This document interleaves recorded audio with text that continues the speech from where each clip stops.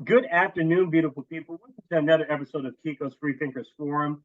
This is episode 49, and we're joined by a very special guest. Her name is Sara Wolk, and she's the executive director of Equal Vote Coalition.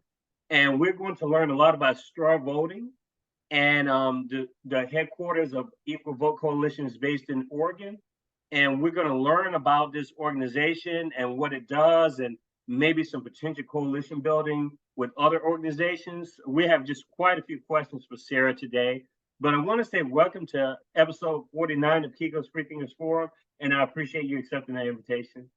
Love it. Yeah, I'm glad to be here. And thanks for having me. Thanks for taking an interest in voting reform. And I'm excited to talk about it. No doubt. And I was telling her before we got on the air, I had to rock my Oregon jacket today, my Oregon Ducks jacket. That's my team. Even though I'm in Tennessee and people are like, oh, Kiko, you're just a bandwagoner. But no, to be honest, I mean, I had the receipts. I mean, I go way back before social media. So I've always had a big, I guess, affinity and love for West Coast sports. And Oregon is a beautiful state I've never been to, but I've heard some great things about Oregon. So I definitely have to make a trip out there one day based on what everyone has said about it. No doubt. Awesome. Yeah, come visit in person. Yes. And you are in Eugene right now. That's right. And so are you from Eugene originally? I'm from Portland originally, so I'm more on the Blazers side of things. Oh. But yeah, Oregon's a big state. It's a diverse state. It's got a lot of, coast and mountains and valleys and beautiful nature. It's got an urban perspective and a rural perspective. And so I think this is a really exciting place to be doing politics from. I actually moved back to Oregon to work on voting reform because this, shockingly enough, is kind of the keystone or the flagship for a lot of voting reform. So Oregon invented the ballot initiative. Oregon invented vote by mail, vote from home. We have motor voter automatic voter registration. And so there's been a lot of work over decades or generations actually to create what we call the Oregon model for better elections in general. And we're definitely not there. There are issues with the current system and all sorts of things, but hopefully we're really hoping to bring voting reform to the Oregon model and star voting in particular, so that we have a fully powerful, fully equal vote across the electoral system. Excellent. And before we get into some of the electoral reforms that you propose, and just I follow a lot of your videos over the past few months. I actually found out about you through a group called In the Two-Party System on Facebook. That's a relatively big group that's growing. So shout out to Billy Uku Jr., who's the founder of that organization. It's a nonprofit based in Washington, D.C. And that's how I found out about Sara and Equal Vote Coalition. But I want to ask, before we even get into that, what is your personal background and what led you to this point into electoral politics and just this interest? Like that inspiration had to come from something. Yeah, my story is interesting and eclectic. I think I didn't expect to find myself here doing this work, but I was raised with a strong ethos that whenever we can, if we have any privilege, if we have any ability to step up, that we have a responsibility to try and make the world a better place. So I was really raised with those values and got interested and passionate about a bunch of causes as a kid, as a teenager, forestry, clear cutting, animal rights, and human rights.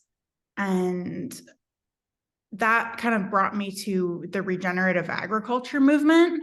I was living in the country and doing a bunch of gardening and that type of thing. And I ended up studying permaculture design, which is kind of a system that's usually for ecology or for like designing homesteads, designing land use, and how we can incorporate ourselves into our natural landscape.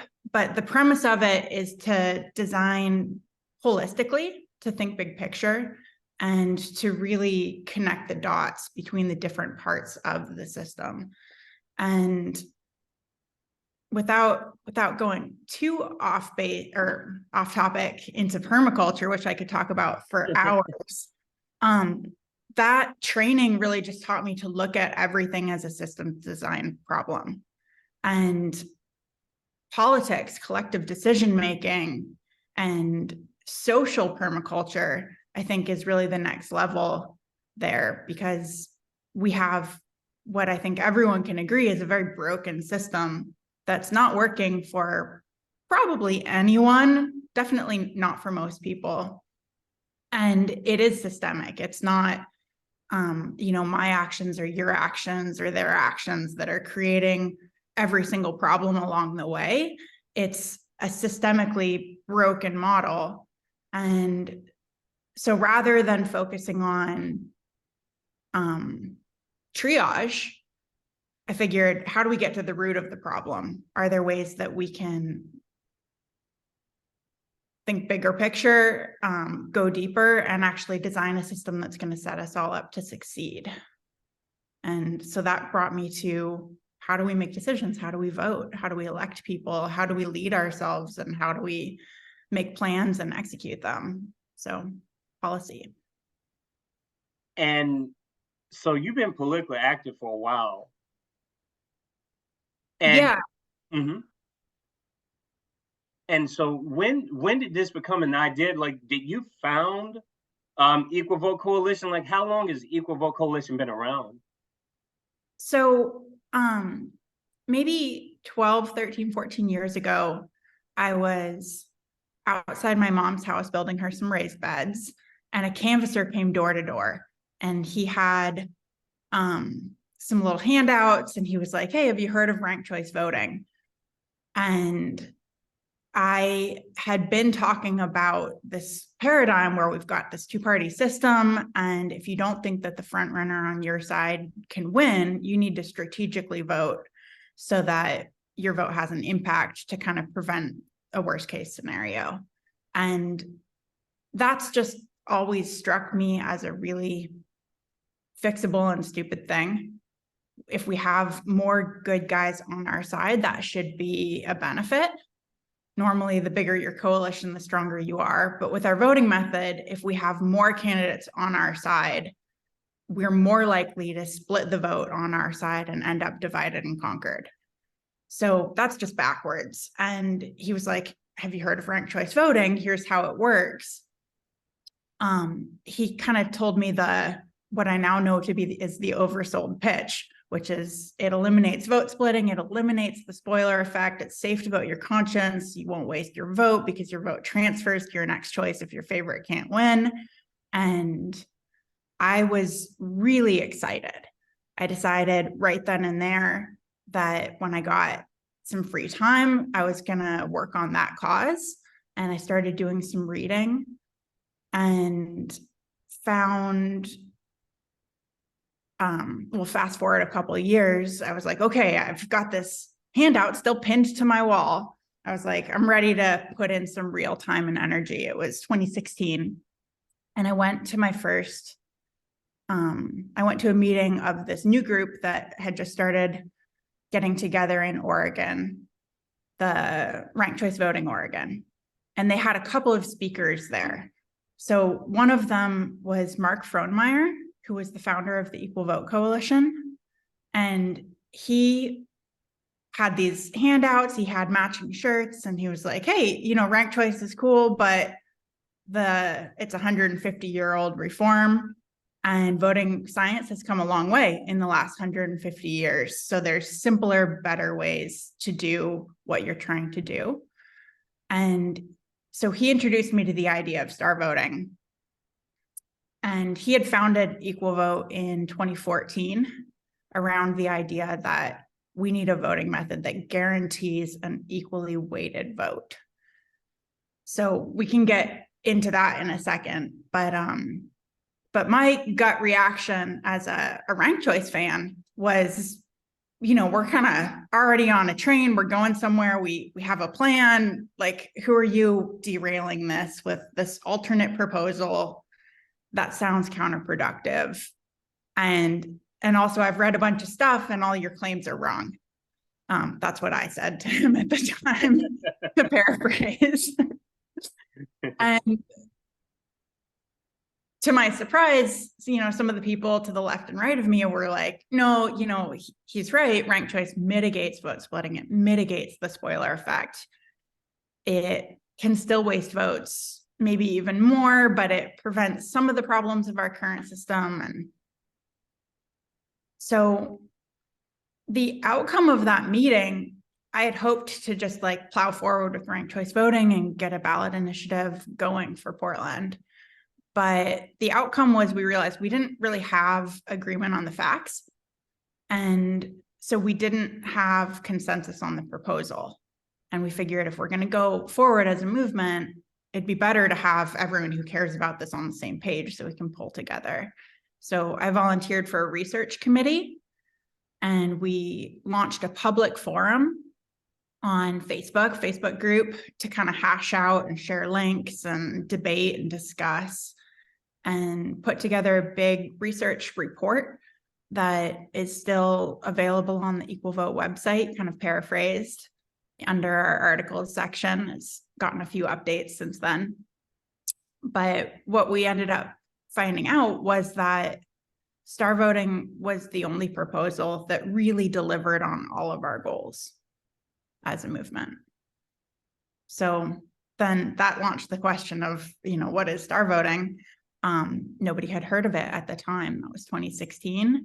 And so I set out to really build the proposal into something that can be taken seriously. And the election science community has been doing the same thing. So fast forward 6 years, I think star voting is a real serious contender for better elections across the country for a lot of reasons. Is that when star voting? How long has star voting been around? Because that's the thing. When I was researching the equal vote, I couldn't keep getting star voting out of. I know they're linked together, but their star voting is like the actual system versus like ranked choice voting. But when did that come into play? The star voting, like that process. Yeah. So star voting is kind of a hybrid of two different methods that came before.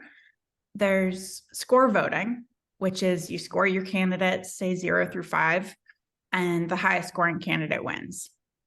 And so score voting is one of the oldest voting methods out there. They used it in ancient Greece for hundreds of years, apparently. And it's just such a common sense system. I think humans have probably been using it since the beginning of time. But and it does a really good job of finding a broad consensus winner with wide support. But and then there's always been this kind of other camp of voting methods, which is like ranked methods, where you're ranking first choice, second choice, third choice. And so ranked choice voting works with runoffs. You count only the first choice rankings only, and then figure out which candidate has the least first choice votes and eliminate that candidate. So you're transferring votes, you're doing runoffs, and you're narrowing it down until you have ideally a majority preferred winner. But that has some issues of its own. But the premise of trying to do a runoff, trying to get majority support is a really good idea, and it has some advantages. So star voting actually combines those two. And I think it's more than the sum of its parts. So we've got, with star voting, it's 2 rounds only. You don't have to do infinite elimination rounds. And the 2 highest scoring candidates overall are finalists. And then your vote automatically goes to the finalist you prefer. So the finalist you scored higher gets your 1 full vote. Your ballot counts as your vote. And the candidate preferred by more voters wins. So Does that have a meaning to it in itself? The STAR, is that an acronym? Yeah, exactly. So star voting, STAR stands for score then automatic runoff. And that is exactly how it works. You score the candidates, you have an automatic runoff between those top two, and then you find your winner who's preferred overall. So we say add up the stars, add up the votes, the end. Now, see, Jess, it's funny. I've been researching this for a while, but I think when you watch so many videos after a while, it can become a little convoluted. But I think just by you giving that definition of the acronym to the audience, like that makes way more sense. It's very much cut to the chase, and that makes total sense. And I guess having said that, I sent you an email saying like if it's possible for you to supply graphics and stuff, and I was able to look over a few of them when you responded to the email. But I think that would be great. Like since I've tried to emphasize the YouTube video component more, because I Mhm. had a lot of people complaining saying, Kiko, why come you took all your YouTube videos down? Because at one point I did take my whole channel down because of some censorship stuff, which I'm not going to get into. But people who have followed the forum know about it. But I was like, you know what? Maybe I should put these videos back on, YouTube. And so I did, and I'm glad that I have now because it's actually grown so much more doing that because people do like to see the visuals and the videos. And so I definitely want you to kind of guide the audience through this process as far as star voting is concerned, because I had like a graphic in my mind when you were explaining that. Then I'm going to allow the screen sharing for you. I think Yeah, I've got it. Let me pull something up for you I here. just learned how to do this last week with the episode because I had never really used it, the interactive component more. And they were like, Kiko, do you not know how to use that on there? I'm like, it's all good. I'm learning the technology. I'm a host. I'm not a tech person. Mhm. I'm a teacher, not a tech person. So, but this is great. Yeah, are you seeing that? Hmm. Fantastic. So that's the star voting ballot. And I think it speaks for itself pretty well. Star voting score then automatic runoff. We've got our instructions at the top. So you score candidates from 0 up to 5 stars. You give your favorite 5 stars. So Andre, he's my man. Then you give your last choice 0 stars. Ella, not a great candidate in my opinion. And then you show your preference order and your level of support. So you really can score candidates however you want. In this case, Carmen and David are also both really good. They're just not my favorite. So I'm going to give them both 4 stars. And Blake is kind of my lesser evil. He is not my favorite, but if it came down to him versus Ella, I do prefer him. So star voting, I think the magic of it really is the ballot, because the 5-star ballot allows you to show who your favorite is, show who your last choice is, show your preference order between the candidates, no matter how many candidates there are, with a pretty high degree of resolution. But it also allows us to show that degree of support. So if this was just a ranked ballot, I could say my second choice, there's no way to show if my second choice is as good as my first choice or if they're almost as bad as my last choice. And that's information we really need. So we're able to really see, not only are Carmen and David, tied for my second choice, they're really good candidates. I would be happy with them. Whereas Blake, not so much.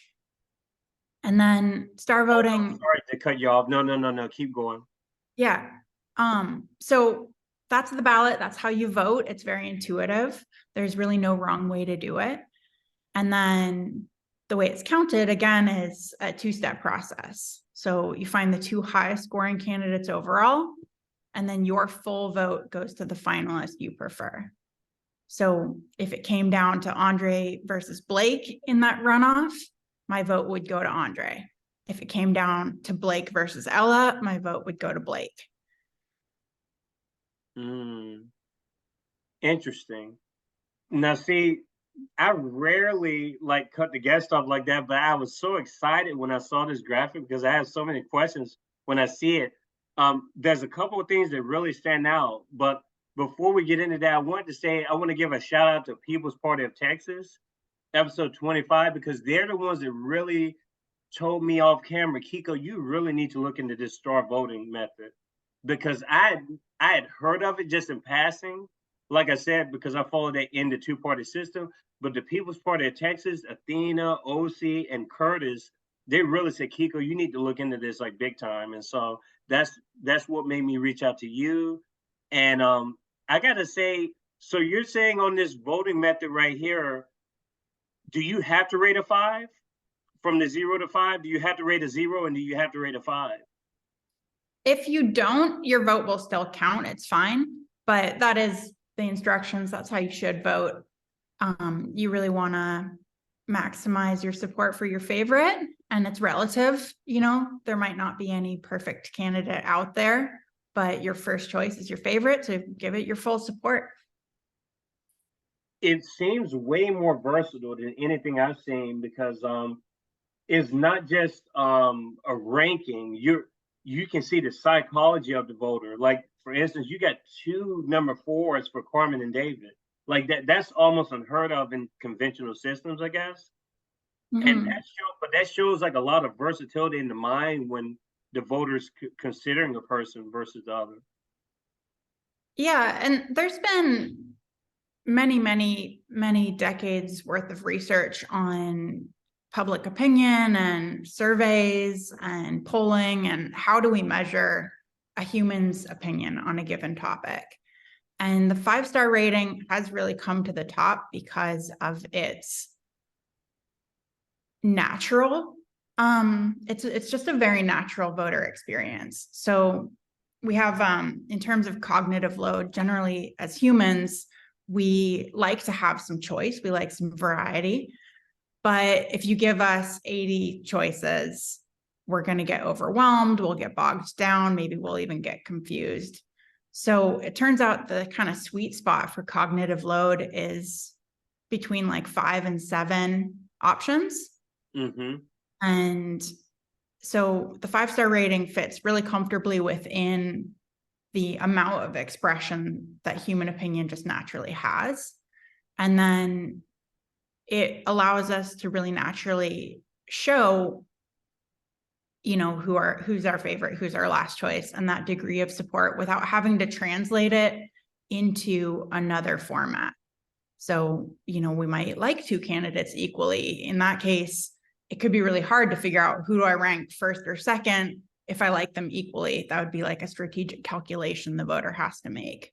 Or if you give candidates a choose one only ballot, like the traditional system, that it's very simple to fill out the physical ballot, obviously, but cognitively, I'm like, if I can only vote for one candidate and my favorite isn't viable, then maybe I should vote for the candidate on my side who I think can win.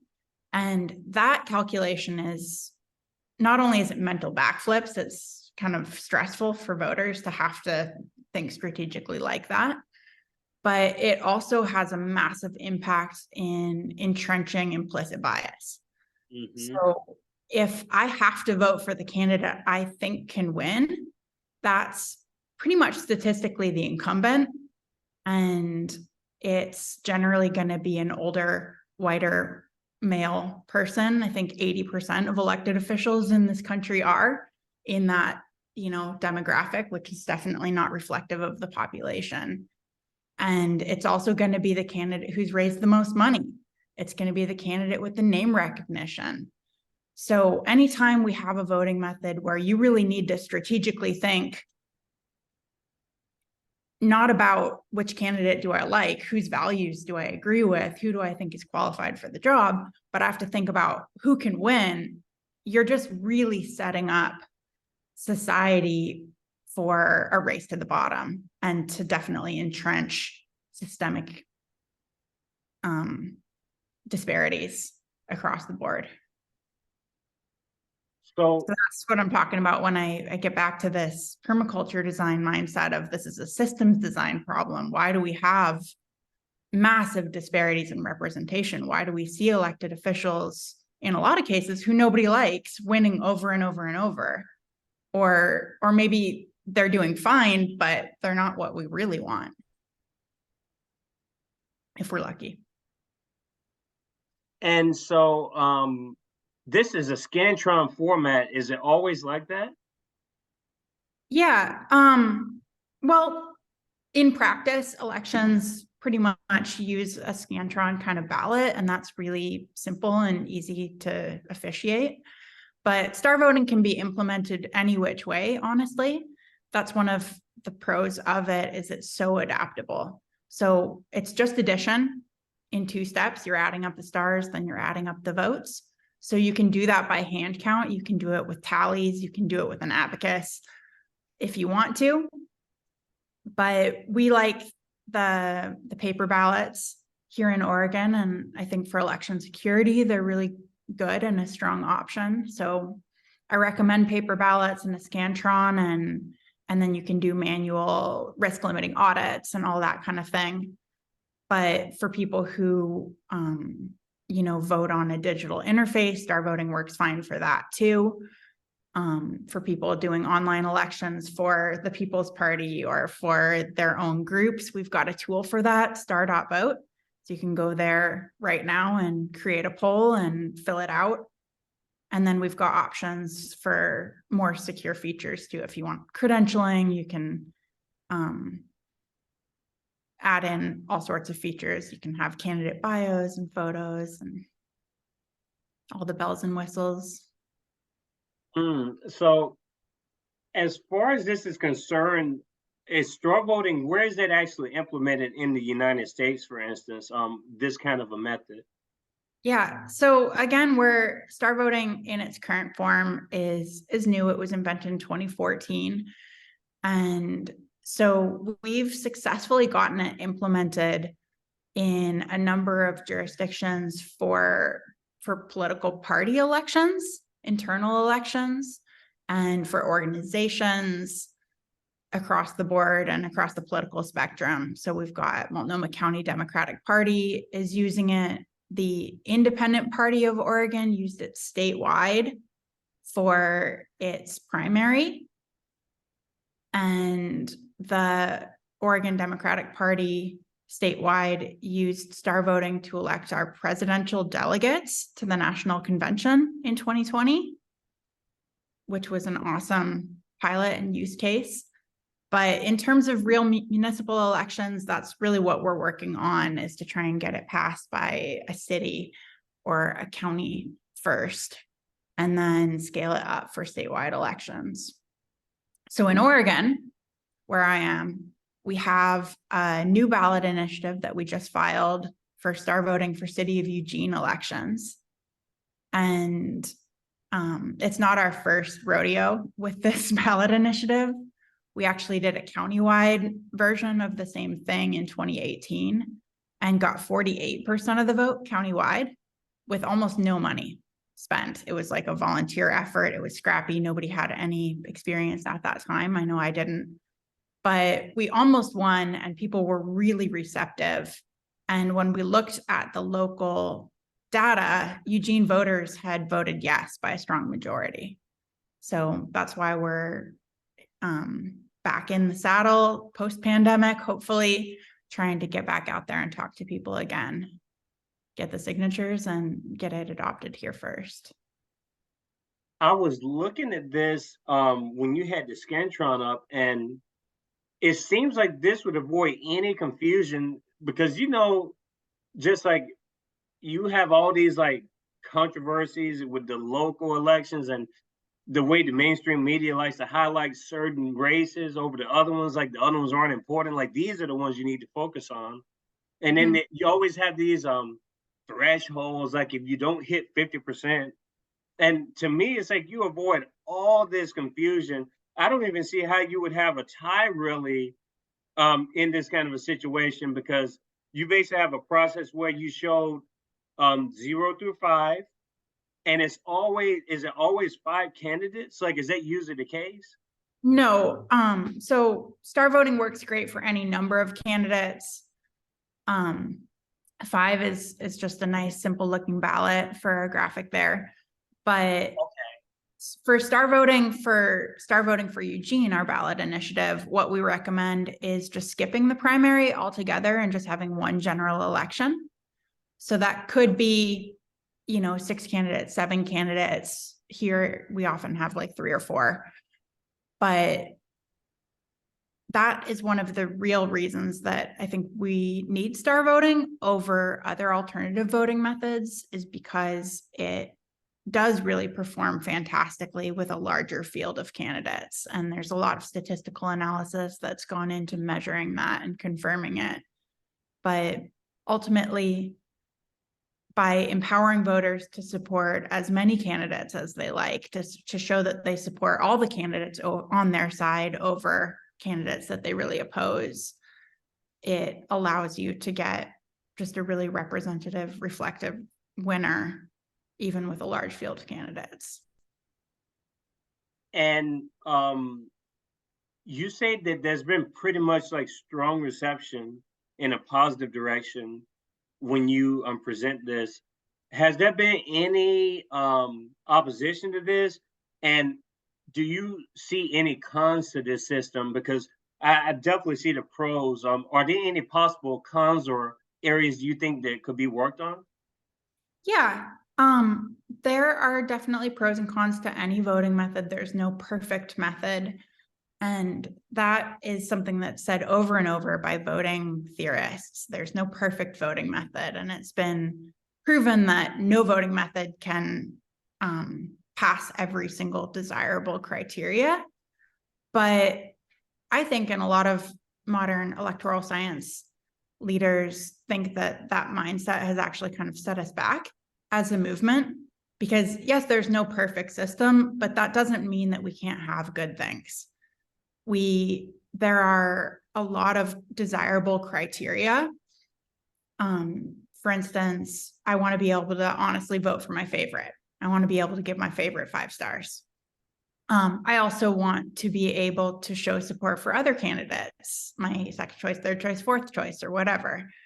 But it's impossible to design a voting method that guarantees that it's always safe to do both. And we're getting wonky here. But the takeaway is that what we want to do is maximize both of those criteria, because they're kind of inversely correlated. So instead of trying to just pass one and disregard the other, we can say, hey, these are both important considerations, and how do we incentivize a system that can do well at both? So with star voting, in practice, you should always give your favorite 5 stars. You should always support your honest favorite. And you should show your preference order. You should show your degree of support, because no matter who those 2 finalists are that make it to the runoff, you want your ballot to show, I prefer Carmen over Ella, or I prefer, Andre over Blake. So star voting, it's just really designed to incentivize the voter behavior that we want to see, and to collect really fantastic data from voters so that the system itself can make a good informed decision that reflects the will of the people. That second step, so you have the first step, which is just the ratings from 0 to 5. And when you get to the final stage, is it always down to 2 people? Right. It's always down to 2 people. It is. And I'd love to kind of get into why that is. Yeah, why is that? Like, so when we have 2 options, yes, no, left, right, Blake, Ella, we always will have a majority preferred option if people can vote for one only. And so that is really powerful. In our current system with choose one voting, plurality voting, first past the post, whatever you call it, it has too many names. It's like Voldemort. So we call it choose one voting to be clear and simple. But yeah, so with choose one voting, it works great if there's 2 candidates in the race. But anytime that there's 3 candidates, 4 candidates, 5 candidates, we run the risk of splitting the vote, not being able to show that we support the candidates on our side, and ending up divided and conquered again. So strategically, that sets voters up to support the front runner on their side, to prevent wasting their vote. And I think I already kind of said some of this, but the takeaway is that having a top 2 runoff is really powerful because it guarantees a majority winner to the extent possible. Mhm. And majority, I think, is a really common sense concept that people want in democracy, and it makes a big difference. We want broad consensus candidates, of course, and that's what the score voting phase gets you. But we also want a candidate who is supported by a majority of the people, and definitely not a candidate like we can have with our current system who's opposed by a majority of the people. So that top 2 runoff guarantees that. And the magic of star voting is we don't have to have a top 2 runoff second election. It's built right in. Your ballot already shows who you prefer. So that saves a lot of time and money to not have to vote twice, but you still get that majority winner. I do like that, where it's just very clear cut. You don't even need the primaries with this situation. But something you just said then was interesting about is, to me, I still have a struggle with the psychology of the voter, because is that necessarily true that even under the straw method that the candidate would still be the popular candidate? Would that person still represent the majority?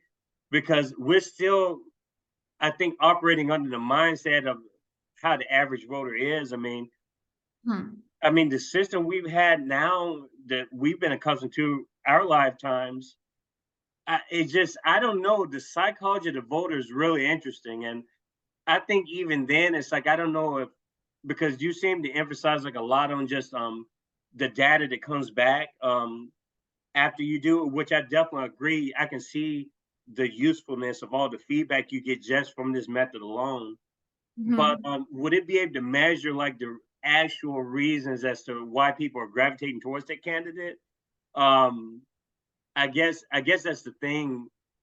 I think it presupposes that whoever is voting is like a responsible voter. Maybe I'm wrong about that, but that's just kind of the way I see it. Like, I think it kind of presupposes that these people are just well-rounded voters to begin with. Well, it depends. And obviously, democracy is only as good as its voters. So if you have a bunch of people who are wrong, you're going to get a bad outcome. That's true. But what we can do as people picking a voting method is pick a method that's going to incentivize and empower voters to be the best that they can be. So with the current system, if you don't think any of the front runners represent you, there's really no point in researching other options, because it's not safe to vote for candidates who aren't viable. If you're trying to actually get a more representative winner. And so that's a really negative feedback loop. What we see is over time, people only pay attention to the front runners who they think can already win. And there's no real incentive to learn about other candidates. Definitely not an incentive to join other political parties or even consider them. And that sets us up to not hear out the other side. So I think in a lot of cases, there might be a better, consensus supported public opinion. There are a lot of things that I think across the political spectrum we can all agree on. We care about, kids, we care about families, we care about, our home and our environment. And hopefully we want to see everyone's needs met and those kinds of things. But our current system doesn't set us up to find common ground. It sets us up to demonize the other. That's the strategy to win. And so that's behavior that we see play out. So changing the incentives, I think, can create more positive campaigns. but also can create more empowered, inspired voters. Mm-hmm. And I guess the ideal voter behavior in star voting is for voters to score all the candidates, honestly, to the best of their knowledge. But if a voter doesn't know about a candidate, doesn't like them, they can absolutely leave them blank. Ultimately, it's on the candidate to reach out to the voter and convince them to support them at all. So there's nothing wrong with not supporting a candidate you don't know about, or that you don't, that just hasn't resonated with you. And so if you want to just vote for your favorite and move on with your day, you're a busy person. With star voting, you can absolutely do that.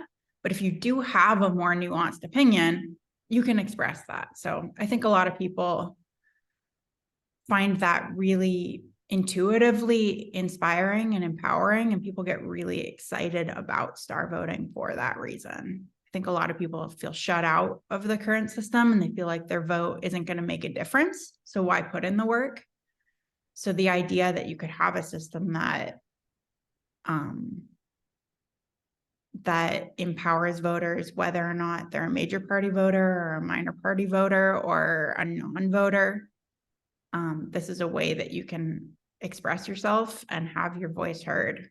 And people have opinions. We want to have a voice, and we definitely want accountability. Mm-hmm. I think that's a very important observation and distinction you made when you mentioned the psychology part, because even before we got into that, before I questioned about that, you already brought it up. And behavior is a really important thing when we talk about voting. I mean, personally, I don't believe we live under a democracy, precisely for these reasons, because we don't have the nuanced features in. And you could ideally, under any system, even if it's a well-meaning system, you could just check your first option and that's it. But what you've told me is that I think that the voter is just going to gain so much knowledge just because this system is going to incentivize people to look into the candidates more. It's not going to be just such a binary type of mentality.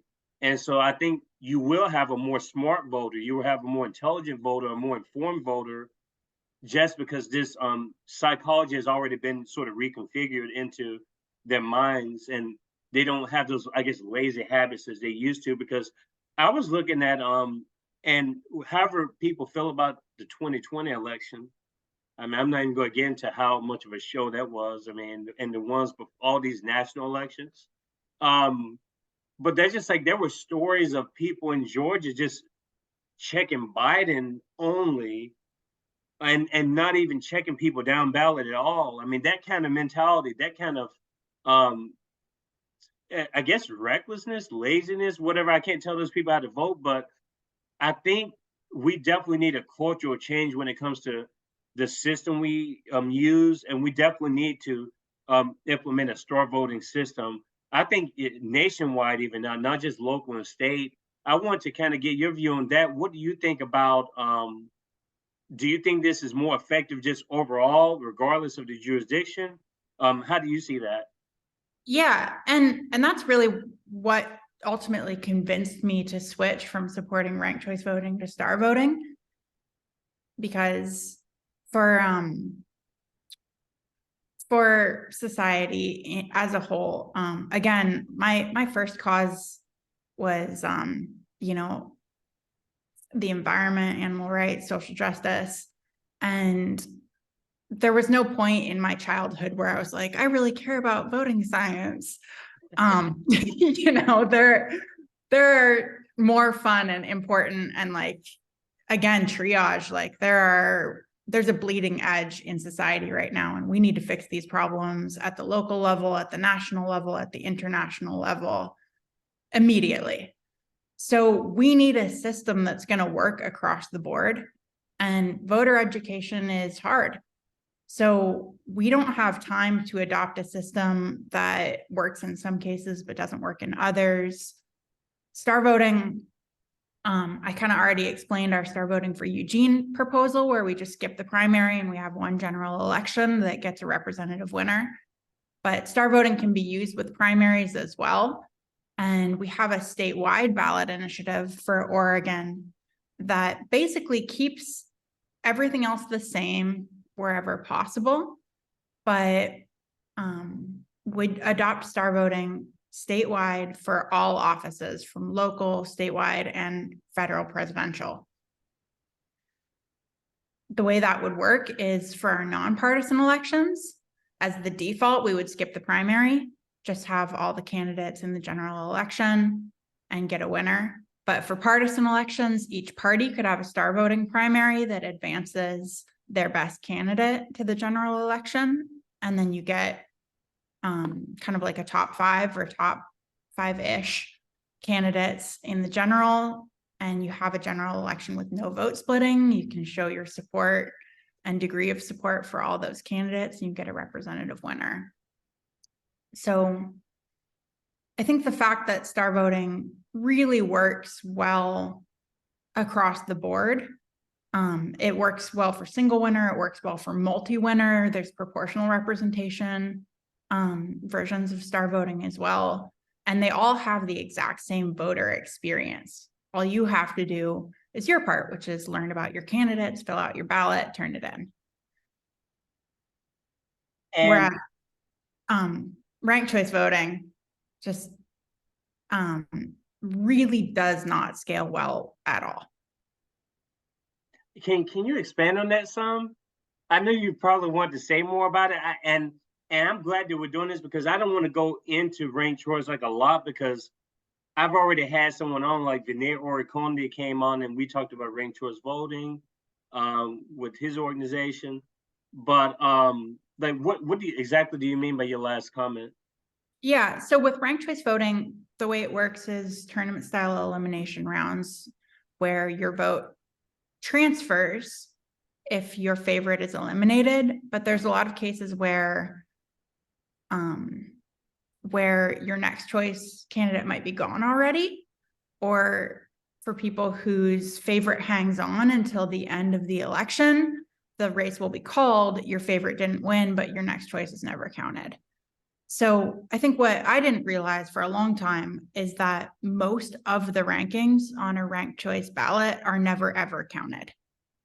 And in each round, only one of your rankings, if any, is counted. So in any round, you can have vote splitting, you can have the spoiler effect.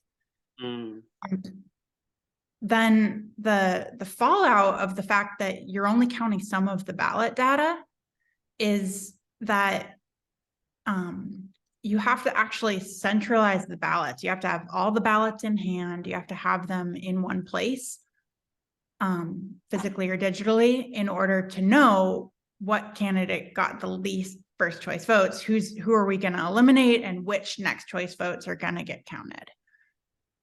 So the fact that we're just not counting all the data means that we have to centralize the ballots. So in a county that uses ranked choice voting, that's fine. It's like we tally ballots at the county level generally around this country. But at a statewide level, like for instance, the state of Maine, they physically truck all the ranked choice ballots to a central location.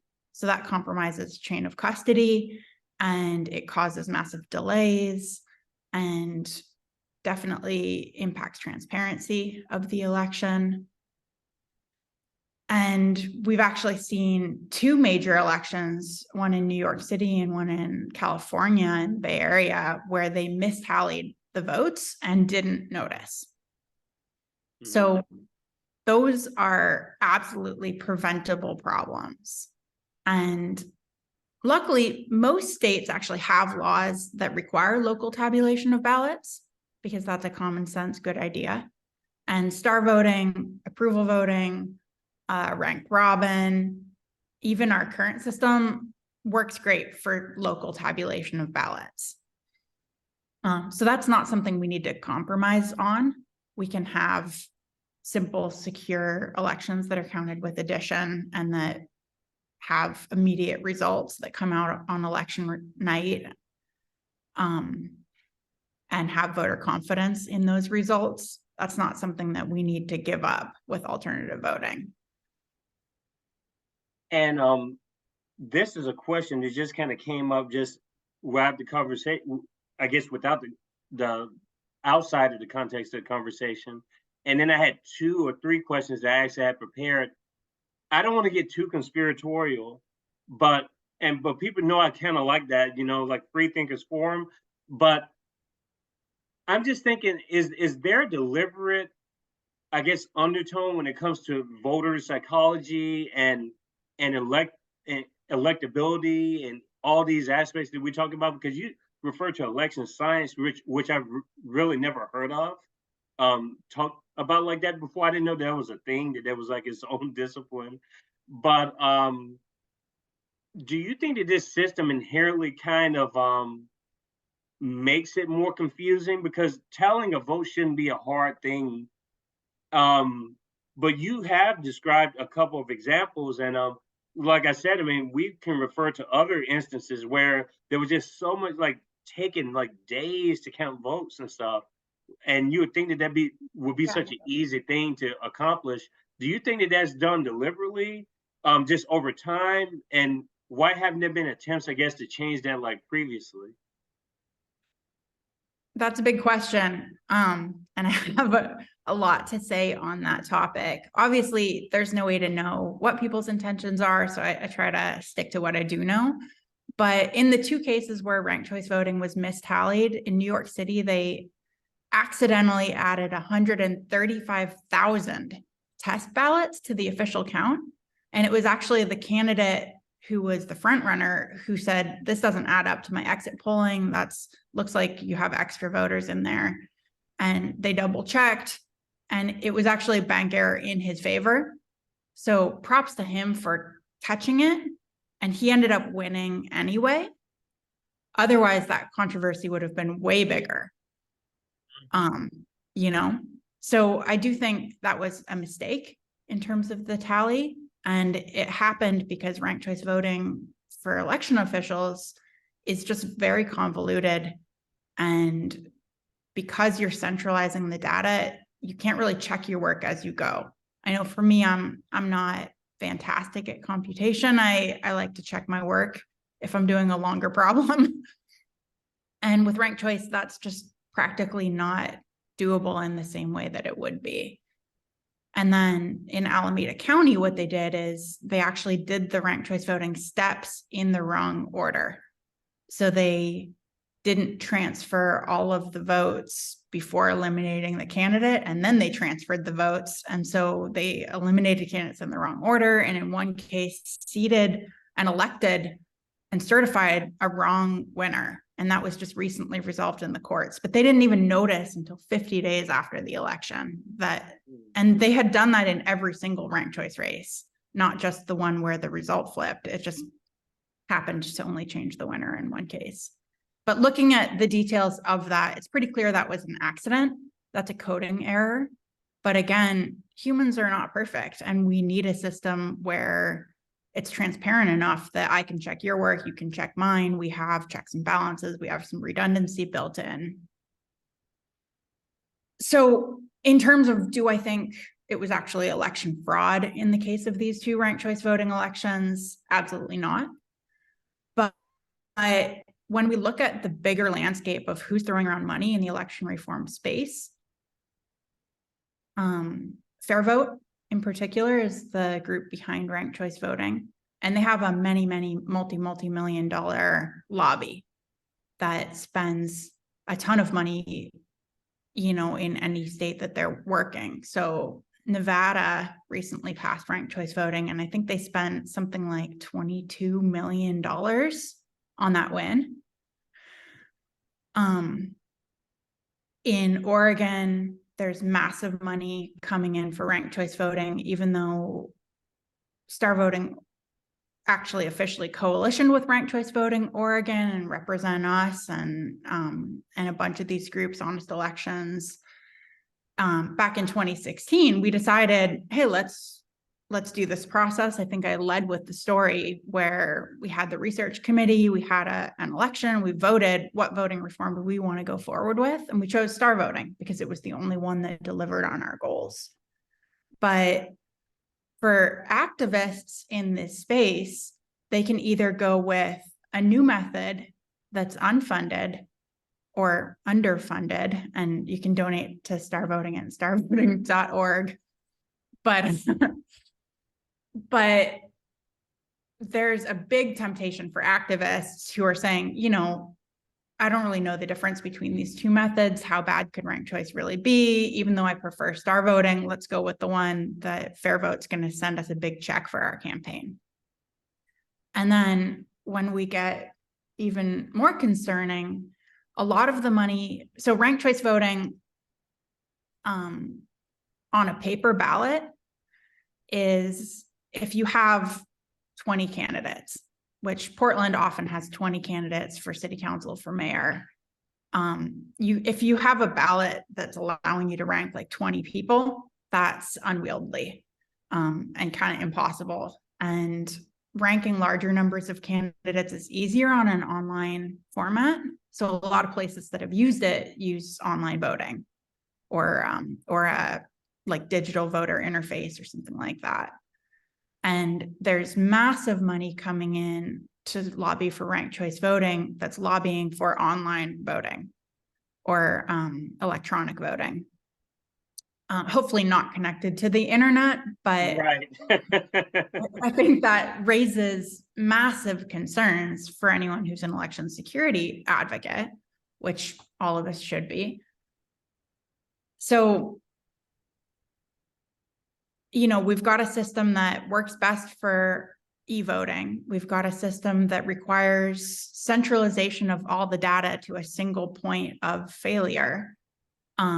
And where catching errors or catching voter fraud becomes a lot harder. And then you add that to, a military superpower that is absolutely, our elections are not just important for our country. We've got, industrial military superpower that has a massive influence all over the world in elections everywhere else. And so there's a lot of outside reasons to have American elections be less secure or more easier to manipulate. So yeah, I think a lot of those things are deal breakers.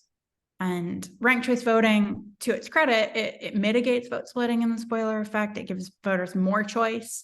I think it better incentivizes voters to vote their conscience. It's not, voting your conscience can really backfire badly in ranked choice voting, but like on average, it's better than our current system.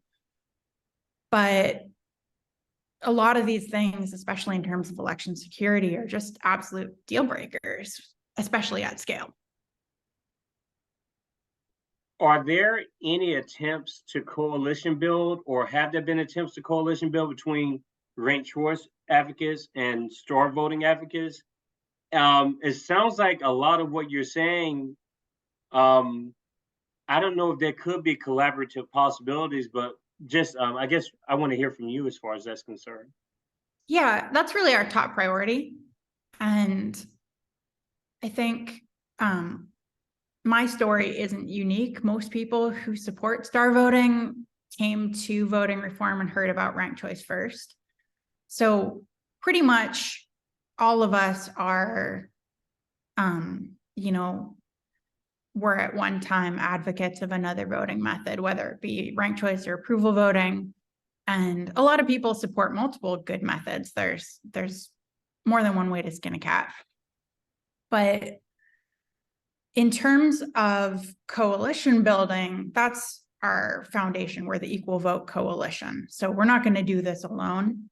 And our focus has really been on reaching out to groups where people are politically active, groups where people are working on any type of cause, because voting reform is kind of the first step to being effective on every other issue we care about. So in terms of bringing on people, I think we've done an amazing job. In terms of bringing on larger organizations, that again is where the pragmatics of money and politics come in. Because for an organization that's trying to get something done, they kind of want to bet on a winner. And ranked choice again has millions and millions of dollars that they're spending in multiple states all around the country all the time. So it's hard to compete with that. And so what we're hearing from a lot of groups behind the scenes, including ranked choice voting leaders in a lot of spaces, and I guess I won't call them out by name, I'm tempted to do so, but what we hear is that people prefer star voting. We've actually won that dialogue in a lot of cases among people who have looked at both. People generally prefer star voting. It's kind of a one-way street. Once you find out about star and do your homework, you just get more and more excited about it. Mm-hmm. So for us, that's the incentive, is like, bring everybody on board, make sure everybody knows about this, because when they do learn about it, they like it. For them, the incentive is like, let's make sure they've never heard of star voting. Let's make sure they don't have a seat at the table, because people do, switch.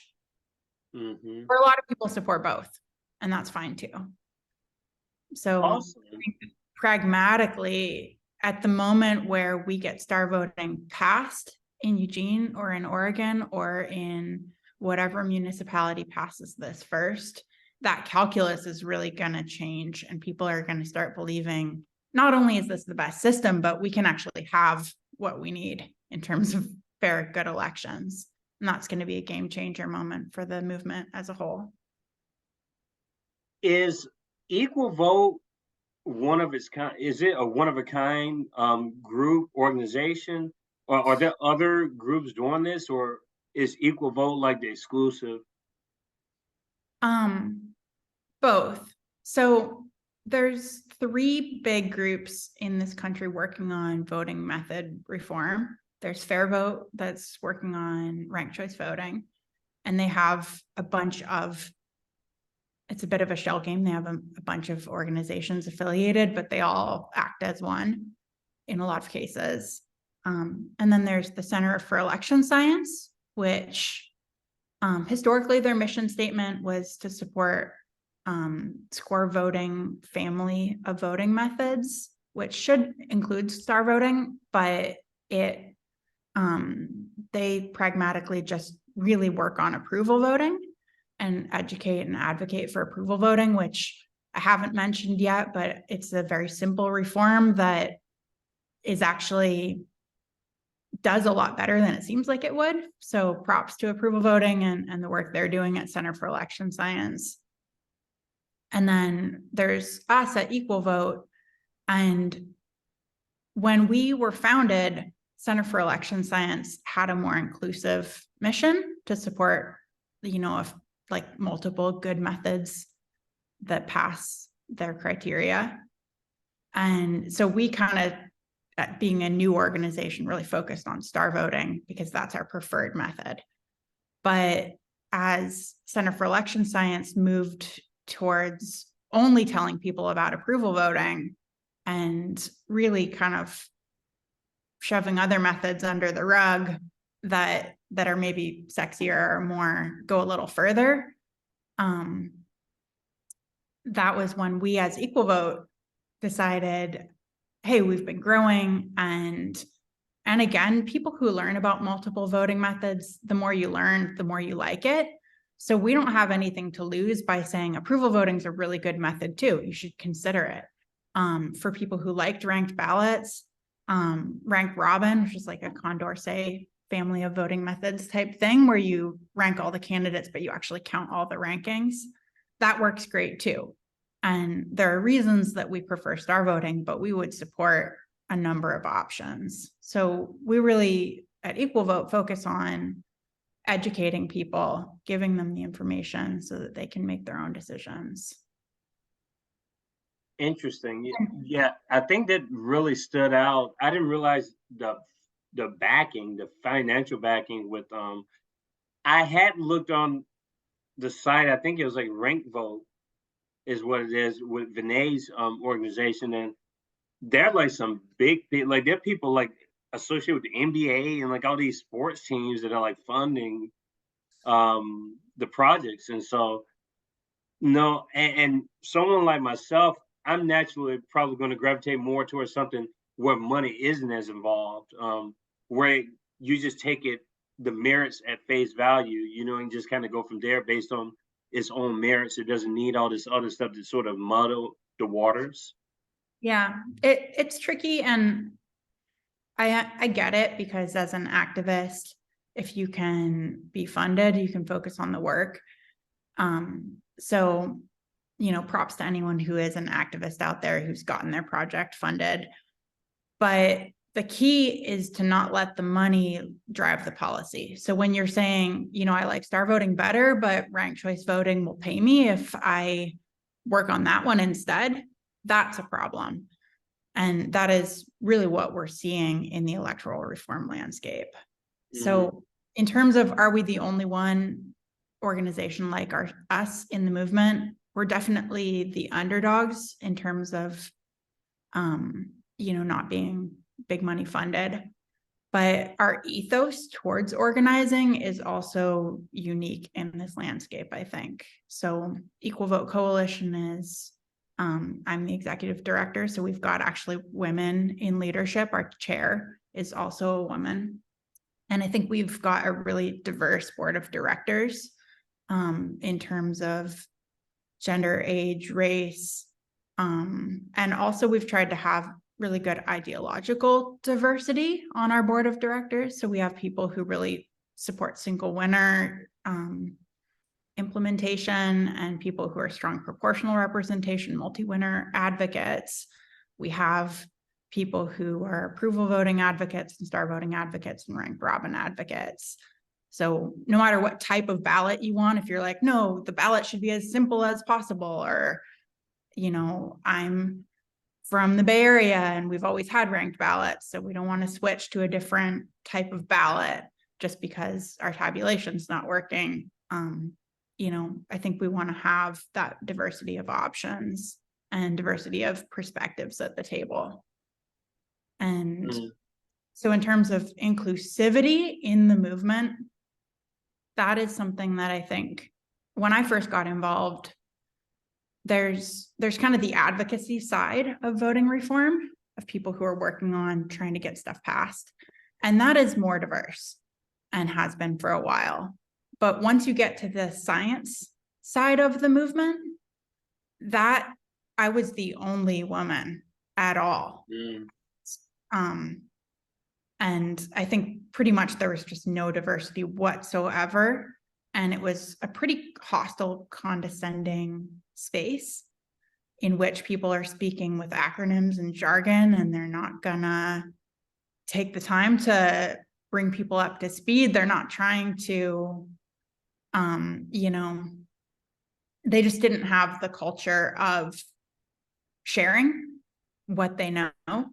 And they didn't have the skills to share what they knew either. So I think election science as a movement, social choice theory, has been kind of doing incredible, brilliant work in these small little niche communities.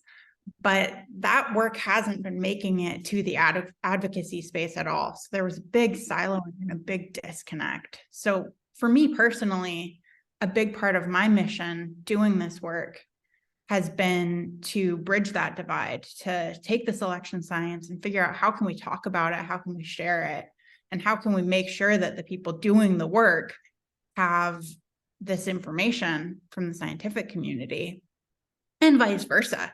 The scientific community, they have great answers, but they often are completely out of touch about what questions they should even be asking. And they often have big blind spots in terms of considerations that are really important, like voter opinion or voter behavior or messaging, or, if we could design a perfect voting method that was like, a giant equation that I would write across the wall behind me, and it delivered perfect outcomes, would that be good? No, because we need election security, we need transparency, we need voters to understand the method and be able to use it. So So I think at the Equal Vote Coalition, a big part of our job is bridging that divide between the science and the people, and between the science and the advocacy, creating a more welcoming, inclusive space for people who want to get involved and get inspired and make a difference, helping give people tools to do that. We've got presentation toolkits and tabling toolkits and mini zines that people can pass out, and just a lot of ways to make it fun and accessible. So I hope that that's catching on and that other groups will start doing that as well. But we're definitely, you know, it's hard work and it needs to be done. And unfortunately, we get a lot of pushback just for that. I tell you what, we definitely want to have you back on for season 3. And I think it would be neat for the audience to kind of go, maybe we could use a couple of elections for examples to sort of show the store voting method, how easy it is, to see how transparent the process is and how effective and efficient it is as far as, and maybe gauging the voter's mind into those decisions. I think that would be kind of a cool exercise. If you all are very open to, coming back onto Kiko's Free Thinkers Forum. Yeah, I'd love to come back anytime. This has been fun. It has, definitely. And Sara Wolk, I hope I'm pronouncing your name right. With Equal Vote Coalition, the executive director. I want you to, I guess, answer where can my audience reach you in case they had a question or a comment. What would be the most effective way to get in touch with you? Yeah, so we've got 2 websites. The Equal Vote Coalition is our nonprofit 501c3, and the website for that is equal.vote. And then we've got the Star Voting website, which is starvoting.org. And at both of those websites, there's contact information. There's a join or sign up link where you can click it, sign up for our email blasts, get looped in, come to our events. We have monthly meetings and happy hours and different stuff online and in person. So definitely those are the 2 websites. If you want to actually email us directly, info@equal.vote will get you through to our leadership team, and we would love to hear from you if you want to build this coalition or get involved or get a presentation or endorse us. That'd be great. So encourage everyone watching to reach out, and definitely reach out if you want to try out Star Voting for your own organization. So you mentioned People's Party of Texas. I think they might actually use Star Voting for their own internal elections already. There's a lot of groups that do, but that kind of thing is really powerful. And once people use it, it pretty much answers all their questions. So definitely, if you have any decision to make, whether it be what movie should we watch tonight or where should we go on family reunion, use Star Voting, and star.vote is the website to do that, or the easiest way to do it. If you want a more secure election with more features, check out starvoting.org in the elections tab, and we've got options for you, but we'll consult and it's all free. So we have a lot of resources available. I will encourage my audience to also check out your YouTube channel. I kind of get obsessed at times, like when I go and I find these rabbit holes and just I find information I just love. But your videos are so interactive and graphic, and I think it's a great way to learn. And so I'm definitely going to link that into the description as well, just so people have that in the back of their minds. And again, we had a great time talking with you today, Sara, and we can't wait to have you back on for season 3. Awesome. Yeah. So just on that YouTube channel really quick, I have to give props to our volunteers because like I said, we're have always been pretty underfunded, and all of our videos were made by our volunteers who just got inspired and had something that they wanted to share. So we just did 3 new videos in a row. One of them is a fantastic stop motion animation that goes over a simple election with the current system, with ranked choice voting, with star voting, and gets a different winner all 3 times. So that really illustrates like the different types of outcomes we see with our voting methods. And then our Spanish speaking supporters put together a really fantastic new video, Cómo funciona votación estrella, that I'm in love with, that's super cute and well animated and just clear and simple. So that's a huge one. And then we got a new video as well on the equal.vote homepage that tells the story of what is an equal vote, ties that into one person, one vote, the Supreme Court. And we actually have a really strong foundation for raising the bar for what it means to have fair elections. So yeah, thanks for that. And I just got to give props to our 3 volunteers who spearheaded those 3 videos and the ones before it too. Yes, very creative and wonderful YouTube channel. Like I said, I have to check out all your other websites as well, and I will link all the information into the description. This is a wonderful episode 49 with Sara Wolk, based in Eugene, Oregon. And episode 50 is actually going to be my dad, to close out season 2 of Kiko's Free Thinkers Forum. I just want to say thank you to all the subscribers. You can subscribe for free on our YouTube channel, like we have the videos on. And we have all the Spotify, any of the podcasting platforms of your choice. We're available there. So rate and like, tell your friends and family. There's something here for everybody. We just got a new sponsor yesterday, Spotify for podcasters. And so we're just really fortunate because this is an educational forum, public service, really. I haven't accepted $1 from donations or anything like that. I mean, it's always optional. Like if you want to, sure, that's fine. But it's really just to get the information out there and just to make the public more informed. I think our society is fine if you like TikTok, but you can like TikTok and watch star voting videos while you're doing it, or you may be watching Equal Vote Coalition on TikTok. But I just think that we need to sort of reconfigure and show how important this is. If we're going to say that voting is important, we need to show that it's important. And I think that your organization is doing a great job of showing that possibility. Thank you. Yeah. And thanks for creating this awesome platform and sharing it with us and for all the work you're doing.